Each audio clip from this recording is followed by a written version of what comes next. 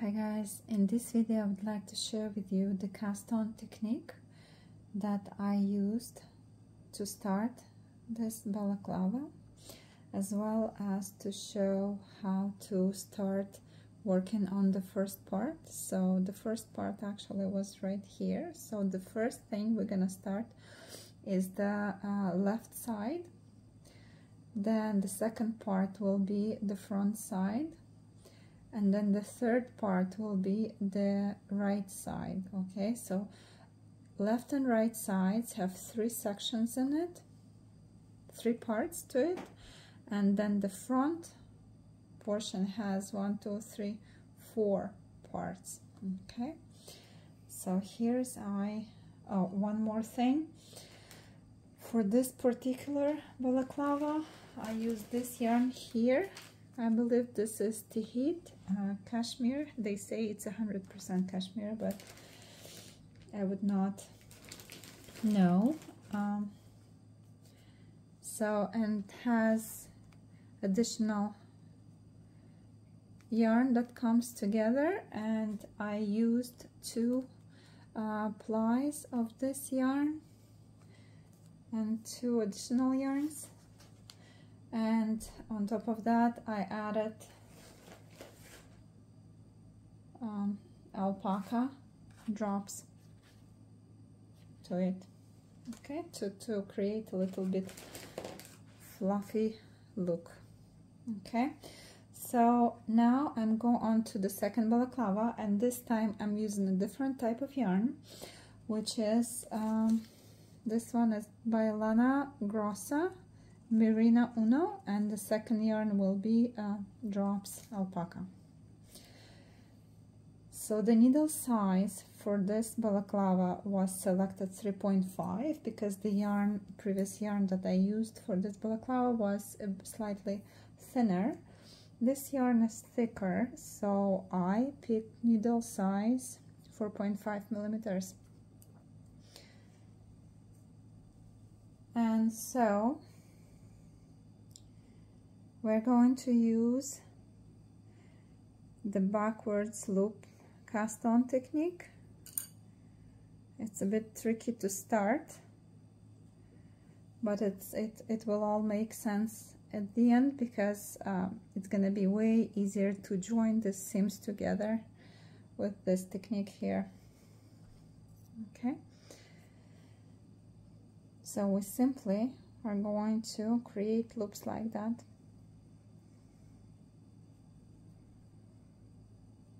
And you can see the yarn is quite bulky, so it's a good idea to knit a swatch before taking on a project to see.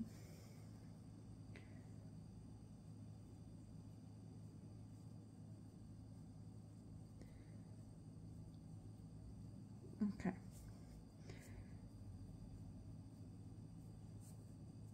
I'm not going to cast on the entire length of this balaclava, but just wanted to show you. As well, when you turn your work, make sure that your working yarn tail for the working yarn is behind the edge stitch. That will create a nice rib like that.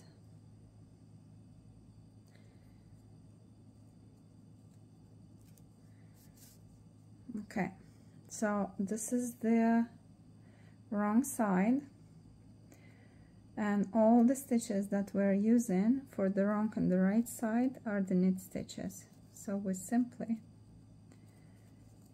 knit them all as knit stitches.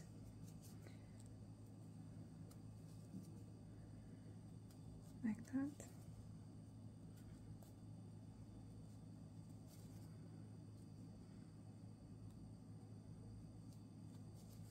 And we are going to work 2 rows without working any decreases or increases. Just knit 2 rows in knit stitches.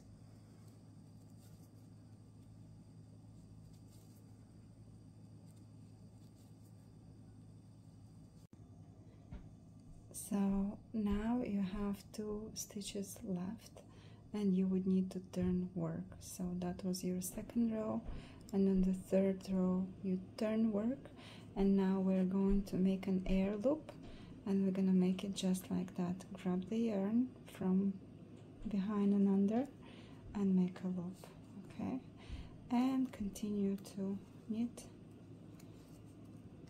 this row until the end. So I'm at the end of the row, I turn my work and I'm ready to start my second 1, 2, 3, 4th row, and we are going to stop 2 stitches before the air loop, okay, so 3 stitches. Okay, so I've got 2 stitches and the air loop that we created in the row before. Now I'm going to turn my work, and again I'm gonna make another air loop and continue to knit back this row fully. So I finished the row where I created that air loop, and I'm just looking at it and comparing with the balaclava that is here, and I think the size, the needle size that I picked is too big. So this is 4.5, so I think I'm going to try with 4. So that is why it's very important to knit the swatch before attempting on a project. Okay, so this row I'm going to knit with the needle size 4. So again, the working yarn behind the edge stitch, and let's see, because it's a bit, the stitches are too loose and I don't really like the feel. Has to be very tight, so the wind, if you're wearing it in the bad weather, it's not gonna get through. Okay, so air loop and 2 stitches, and I'm turning right here and creating another air loop, and just a second here, I need to move the stitches on a size 4, so it's a bit tricky.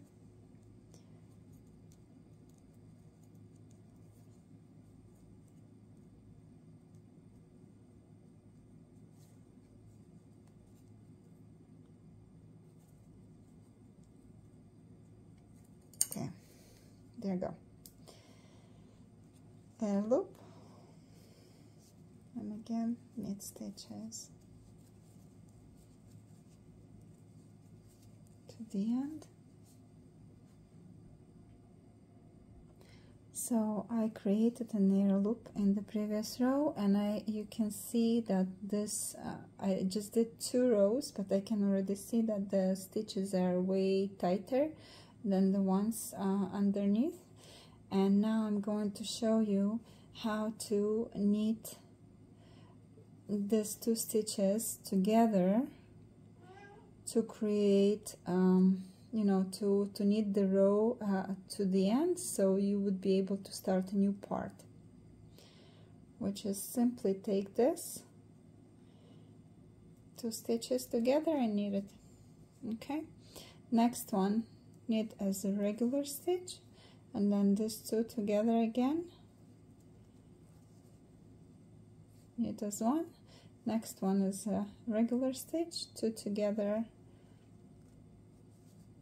here, and then 1 stitch left and the edge stitch. Okay, so now we turn and we can start a new section. So to be able to do that, you would need to knit 1 row, then turn your work, knit another row, and in that second row you would leave 2 stitches on your needle and turn work. So let's do that.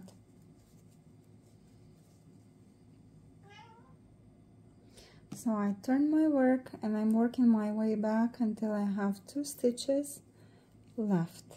Okay, 1, 2, and I turn work, and now I have to create an air loop, just same way as we started the first part, and work back.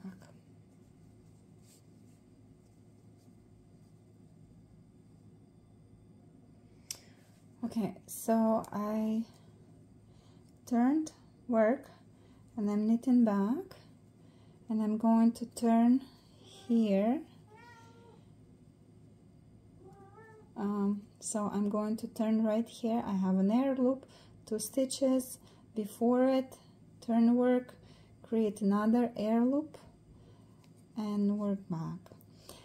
And to shape, to complete one part, you would need to turn your work 6 times. So this is just an example, but 6 times for each part.